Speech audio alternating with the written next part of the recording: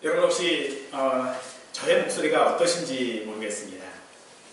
좀 더 성우 같은 목소리, 좀 중후한 목소리, 뭐 그런 목소리면 참 좋겠다라고 하는 그런 개인적인 아쉬움을 가지고 있는 목소리이기도 합니다만, 어감이나 발음과 같은 언어는 사람마다 또 지역마다 다소 차이가 있는 것도 사실입니다. 예를 들면 어느 지역에서는 쌀을 쌀이라고 하지 못하고 살이라고 발음을 합니다. 라면을 라멘이라고도 발음하기도 하고요. 혹은 말의 끝을 올리거나 내리기도 합니다.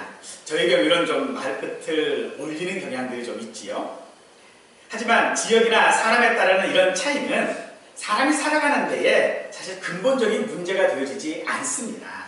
그럼에도 때로는 지역적 갈등들을 조정하는 정치인들이나 혹은 어떤 이념들로 인하여져서 그런 근본적이지 않은 그런 차이점들을 갈등의 요인이 되기도 하고요. 때로는 변하지 않는 하나의 고정관념이 되어지기도 합니다. 오늘 본문은 그런 상황들, 그런 근본적인 것이 원인이 되지 않는 그런 것들이 결국은 동족 상잔의 비극이 된 경우를 우리에게 말씀하고 있습니다.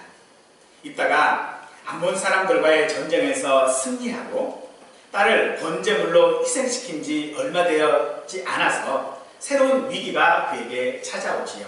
그것은 적이 아닌 이방인들이 아닌 동족이었습니다.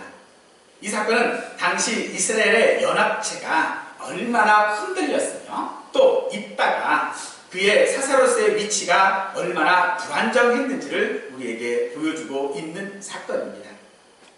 에브라임 지파 사람들이 많은 군사력을 동원하여 입다를 찾아왔습니다. 그리고 하는 말이 암몬과 싸울 때에 왜 우리를 부르지 아니하였느냐, 그러니 너와 내 집을 불사르겠다라고 위협합니다. 이에 입다는 길앗 사람들을 모아서 이 에브라임 사람들과 전쟁을 하게 되어지는데 이 전쟁에서 입다는 승리하게 되어집니다.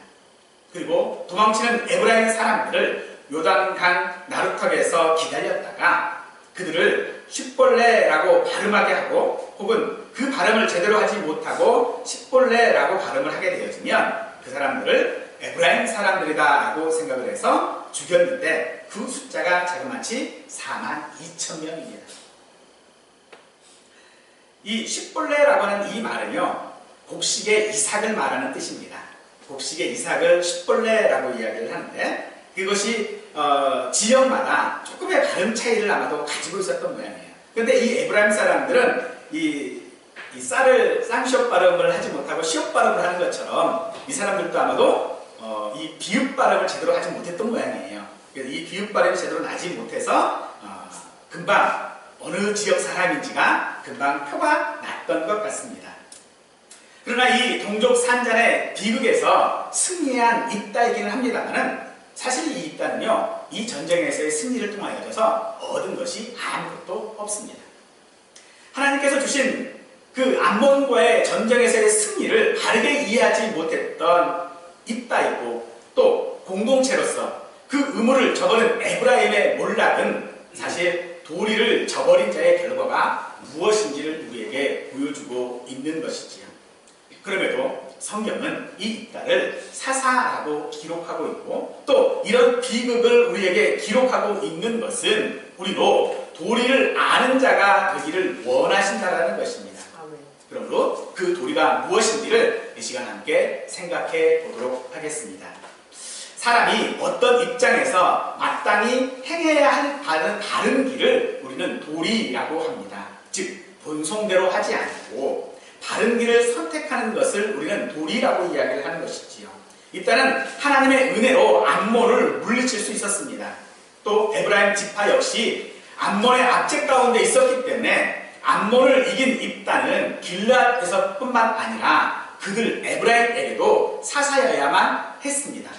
그러므로 입다나 에브라임 지파나 그들의 행동은 도리가 아니었던 것이지요. 입다의 행동이 도리가 아닌 이유는 그가 과거에 머물러 있었기 때문일 것입니다. 입다는 바로 얼마 전에 딸을 불사름으로 불태웠습니다. 그런데 이 에브라임 사람들이 그런 그에게 와서 내 집을 불태우겠다라고 이 입다의 아픈 곳을 지금 자극하고 있는 것이죠. 가뜩이나 딸을 떠나보낸 이 입다는 마치 새끼 잃은 곰처럼 괴로워하고 공허하며 또 슬픔의 가운데 있었던 이 입다에게 딸을 잃은 그 울분을 풀 기회를 이 에브라임이 지금 제공하고 있는 것이지. 에브라임 사람들의 말에 위협을 느끼기는커녕 오히려 입다는 분노합니다. 그리고 그들의 위선을 비난하지요. 너희가 내가 위험에 처해서 나를 도와달라라고 했을 때는 모른 척하더니 이제 와서 부르지 않았다고 하는 이야기가 무슨 이야기냐? 나는 내 목숨을 아끼지 않고 길르앗을 구했고 너희를 구했는데 무슨 얘기냐 하면서 그들을 비난하지요. 그러면서 그들에게 있어서의 이 집, 입다에게 있어서의 이 집은 단순한 건물이나 어떤 장소를 의미하는 것이 아니었습니다. 그것은 곧 그의 과거, 그가 자기의 집 길르앗에서부터 쫓겨났던 일과 또 그의 딸을 불살에게 내어줬던 일들을 상기할 수밖에 없는 것이었던 것입니다.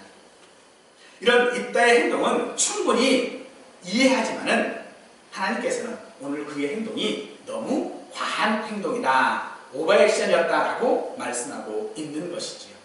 창세기 34장에 보면 야곱이 시몬과 레위를 책망한 사건이 있습니다. 그들이 가나안 내 히위 족속의 땅에 거할 때에 시몬과 레위의 여동생인 디나가 그 땅을 구경하러 나갔다가 이 히위 족속의 족장이었던 세겜에게 유린을 당합니다. 그리고 이 세겜은 이 디나를 자기의 아내로 줄 것을 와서 요청하고 있었을 때에 시몬과 레위는 그들에게 말하기를 우리는 할례받지 아니한 사람과는 교통할 수 없으니 너희 남자들이 다 할례를 받으면 우리가 디나를 너희에게 아내로 주겠다라고 말을 하지요. 이에 세겜은 그들의 말을 좋게 여겨서 그들의 모든 남자로 하여금 다 할례를 받게 합니다. 그 할례를 행하고 난 다음에 고통이 가장 심할 그때에 이 시몬과 레위는 칼을 들고 가서 그 모든 남자들 다 돌이켜버리고 맙니다. 그리고 그곳에 아이들과 여자들 그리고 모든 짐승들을 다 노약질해 오지요. 유린을 당한 동생을 바라보는 오빠의 마음으로서 또 그 가족의 마음으로서 아마도 어찌 보면 너무나도 당연한 처사, 당신은 어떤 법이 있는 것이 아니라 마치 자기들이 전쟁할 힘이 있는 것이 그들에게는 법이었던 것처럼 전혀 그것이 문제가 되어지지 않았을 것입니다. 그런데 야곱은 그런 그들에게 오빠로서 당연한 행동이었던 것처럼 보였던 그들의 행동에 대하여서 야곱은 내게 악취를 내게 했다라고 책망을 하지. 내게 가난한 사람들에게 악취가 나는 사람으로 만들었다라고 합니다. 그리고 유언을 통하여서 이 사건을 언급하며 야곱은 그들이 이스라엘 가운데 흩어져서 살 것을 말하였고 실제로 가나안 정복 후에 이 레위인들은 이스라엘의 전 지역에 48개의 성읍에 흩어져서 살게 되었지요. 입다나 혹은 시몬과 레위의 행동은 우리가 충분히 이해할 수는 있습니다. 하지만 그것이 돈을 넘는 것이었고 단순히 분을 바라는 것뿐이었기 때문에 하나님은 그것이 도리에 맞지 않는 것이다 라고 말하고 있는 것입니다. 우리가 사람 앞에서 분을 내는 것들, 이 분을 내는 것들을 우리가 들어보면 사실 그것이 그 이유를 우리가 알면은 충분히 이해할 만한 일들이 우리에게 참 많이 있지요. 야, 충분히 화내고 남겠다. 야, 네가 승질 안 부리고는 야, 그거 어떻게 견디겠냐 라고 이야기할 부분들이 우리에게는 너무나도 많이 있습니다. 하지만 그런 사람의 본성은 통제되어져야 한다는 것입니다. 본성이 통제되지 못하면 그 결과는 바로 바르지 못한 것이 되어질 것이고 그 결과는 결코 유익으로 남지 않는다는 것입니다. 이겨도 이긴 것이 아니지요. 잘 아시는 것처럼 모세는 이스라엘 백성들을 애굽에서 가나안 땅으로 인도했습니다만 그 가나안 땅에 들어가지 못했지요. 그 이유가 민수기 20장에서 우리가 찾아볼 수 있는데 신광야 가데스에 백성들이 머물러 있을 때에 물이 없었습니다. 이에 백성들이 폭동에 가까운 불만들을 탈출할 때에 하나님께서는 반석에게 명령하여 물을 내라고 하셨습니다. 하지만 모세는 우리가 너희를 위하여 반석에서 물을 내겠다 하면서 지팡이로 반석을 2번 쳤습니다. 그리고 그 반석에서는 물이 나왔지만 하나님은 모세를 책망하셨습니다. 그 책망한 이유가 무엇인가 봤더니 너희가 나를 믿지 아니하고 이스라엘 자손의 목전에서 내 거룩함을 나타내지 아니함으로 가나안에 들어가지 못할 것이다 라고 하신 것입니다. 하나님의 거룩함을 나타내지 아니하였다라는 것입니다. 모세가 누굽니까? 모세는 하나님께서 택하시고 하나님의 모든 사역들을 감당했을 뿐만 아니라 이스라엘 백성들을 정말로 가나안 그 입구까지 인도했던 사람입니다. 이스라엘의 모든 율법적인 기초를 만든 사람이 모세입니다. 이스라엘 백성들에게 있어서 모세처럼 훌륭한 사람이 없습니다. 그런 사람이 백성들이 얼마나 불만을 표기했으며 그 불만이 마치 모세를 잡아 죽일 것처럼 보였습니다. 그때에 모세는 화를 내지 않을 수 있었을까요? 이 사건이 가나안 땅에 광야 이스라엘 백성들이 40년 동안 행했던 일들입니다. 이스라엘 백성들은 광야 생활을 하면서 한 번도 모세에게 순종적으로 해본 적이 없습니다. 언제 순종적으로 그렇게 했을까요? 단 한 번 있습니다.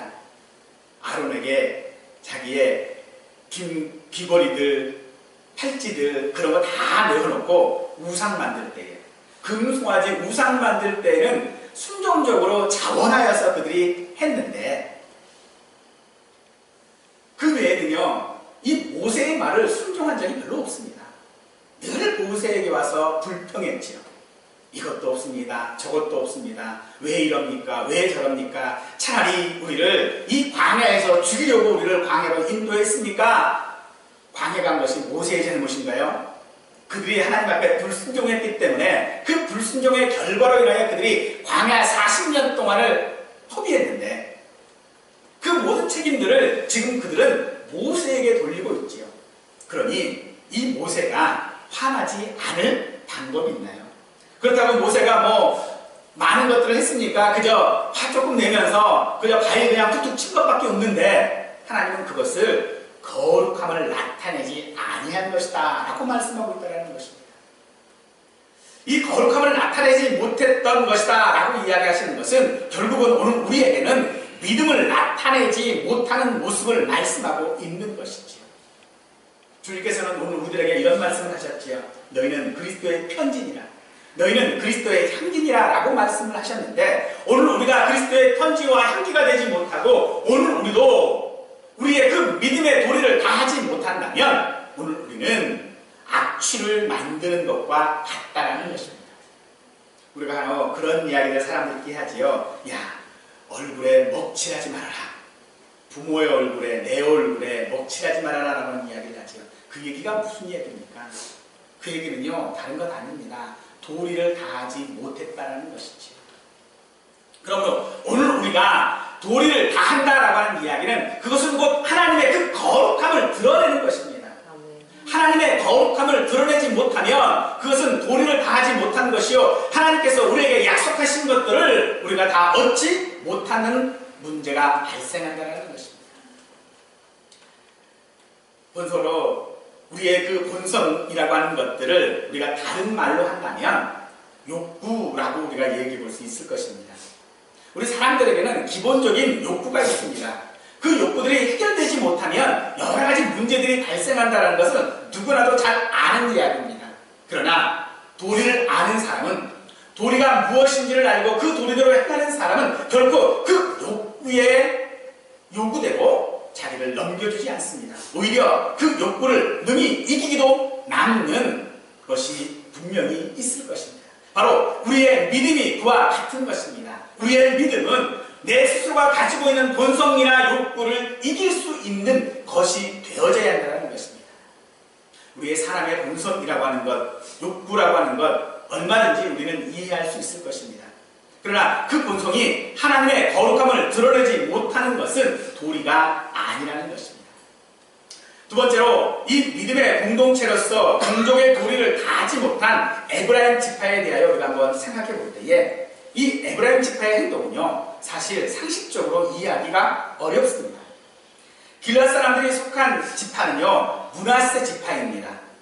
므낫세 지파 안에 길앗 사람들이 있는데 이 에브라임과 므낫세 지파는요, 요셉의 두 아들입니다. 즉 형제라는 얘기죠. 야곱의 할아버지의 형제가 아니고 자기 아버지 요셉의 형제입니다. 요셉이 낳은 아들, 두 아들 므낫세와 그리고 에브라임입니다. 근데 이 두 형제가 지금 뭐하고 있습니까? 서로 싸우고 있지요. 요셉의 두 아들을 야곱이 축복한 일이 있었습니다. 야곱이 요셉의 두 아들인 이 므낫세와 그리고 에브라임을 축복할 때에 이 므낫세가 장자이고요, 에브라임이 차자입니다.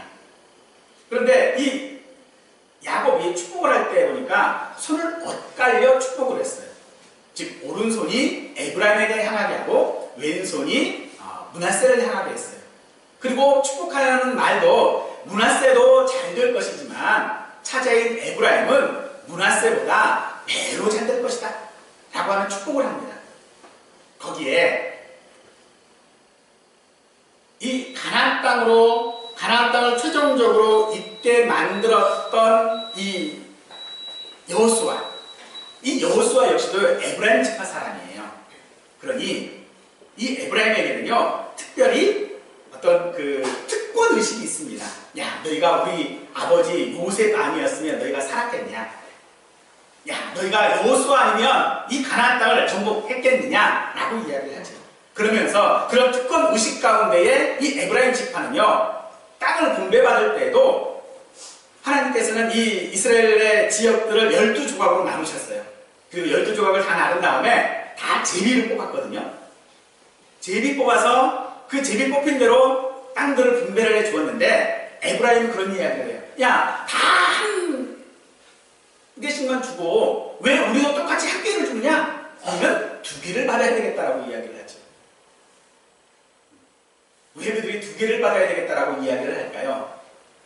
특권의식이 있다는 것입니다. 여호수아가 에브라임 사람이었고 요셉이 에브라임 자기들의 아버지였다는 것이죠.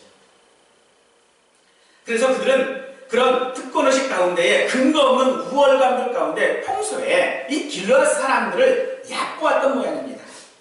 너희 길앗 사람은 본래 에브라임에서 도망한 자라고 비아냥거렸다는 것입니다.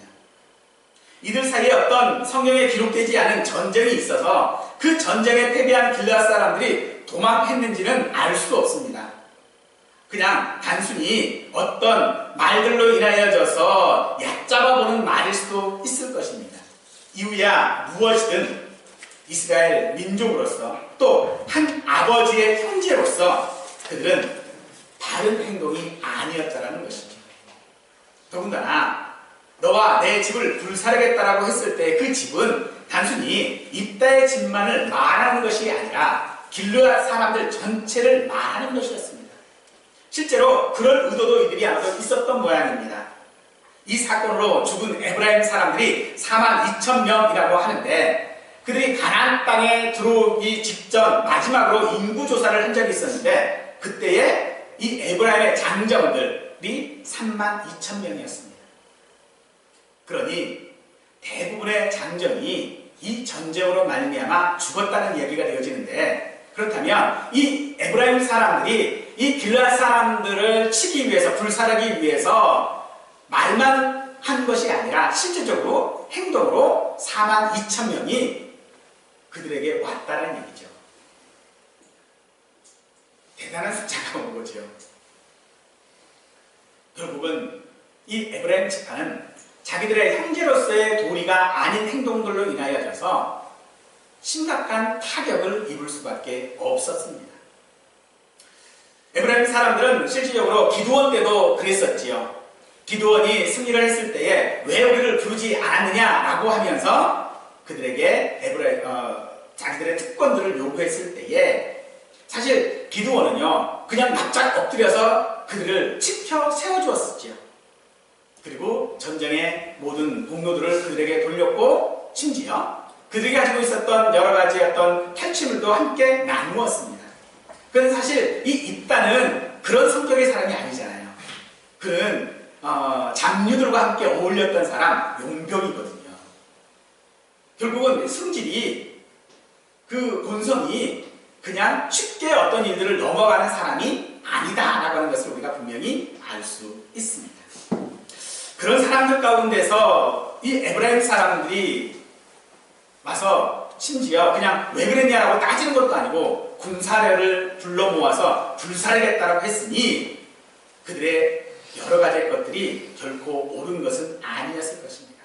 정말로 그들은 공동체에 속해서 아무런 희생도 하지 않으면서 그 공동체 안에 존경과 주의만을 차지하려고 했었던 것입니다. 우리 교회에서나 직장에서나 혹은 타인의 공을 깎아내리고 무시하고 있지는 않는지 우리 스스로도 한 번쯤은 생각해 보아야 할 것입니다. 우리는 공동체 안에서 누구나 특별한 존재라고 생각해서는 안 됩니다. 우리는 언제나 이 공동체 안에서 공동체를 세우는 일에 관심과 배려를 아끼지 말아야 할 뿐만 아니라 그것을 통하여 내가 높아지는 것이 아니라 우리 주님만을 높이기를 바라는 마음 가운데 우리는 생활해야 할 것이며 또 그것들을 통하여져서 공동체의 선과 하나님의 영광을 위하여 서로 사랑하며 협력해야 되는 것이 오늘 우리가 공동체 한 교회 내에 생활하는 사람으로서 함께 해야 할 도리라는 것입니다. 그런데 그 도리를 에브라임 사람들은 다 하지 못했다라는 것이죠. 그러면 정말로 하나님께서 우리에게 요구하시는 도리라고 하는 것이 무엇이겠습니까? 고린도전서 1장 18절 말씀은 우리에게 십자가의 도가 멸망하는 자들에게는 미련한 것이고 구원을 얻는 우리에게는 하나님의 능력이라고 하셨습니다. 바로 우리가 하나님께서 우리에게 요구하시고 우리가 지켜야 할 도리가 무엇인가라고 했을 때에 그것은 십자가의 도라고 하는 것입니다. 아멘. 십자가의 도란 예수님께서 사망, 권세와 모든 죄를 이기시고 십자가에 죽으신 것을 말합니다. 즉 십자가의 도는 예수님께서 우리를 위하여 죽으신 사건을 말하는 것이지요. 그런데 어떻게 우리를 구원하시겠다고 오신 예수님이 죽으실 수 있습니까? 어떻게 십자가에 죽은 사람이 승리했다라고 말할 수 있겠습니까? 이것은 말이 되지 않습니다. 바로 여기 십자가의 도가 멸망하는 자들에게는 미련한 것이라고 이야기하고 있는데 이 미련하다라고 하는 것이 지식이 없다라고 하는 그런 말이 아니라 말이 안 된다라고 하는 그런 뜻입니다. 십자가에서 죽은 것은 말이 안 되는 일입니다. 그렇습니다. 오늘 우리가 믿음의 도리를 행한다라고 하는 것을 십자가의 안에서 우리의 모든 죄들을 용서하셨다라고 하는 것은 말이 되지 않는 것이지요. 내 죄를 어떻게 다른 사람이 대신 갚을 수 있겠습니까? 말이 되지 않는 것입니다.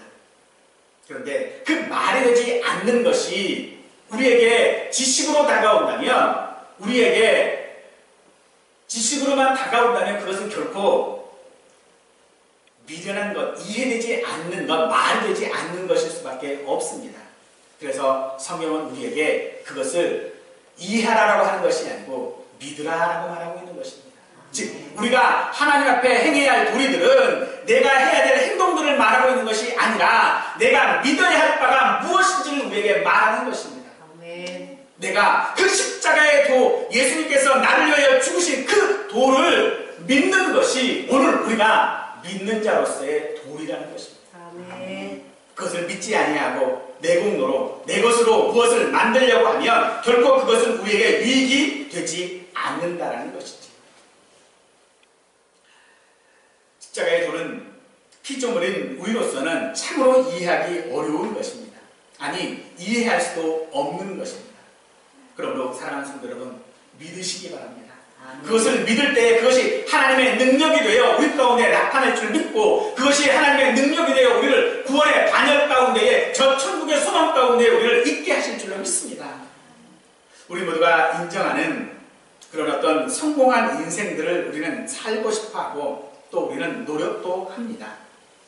그런데 모두가 납득하는 그런 인생을 이유 없이 폄하하고 비아냥거리고 한다면 사실 우리는 본성대로 파는 것이 당연할 것입니다.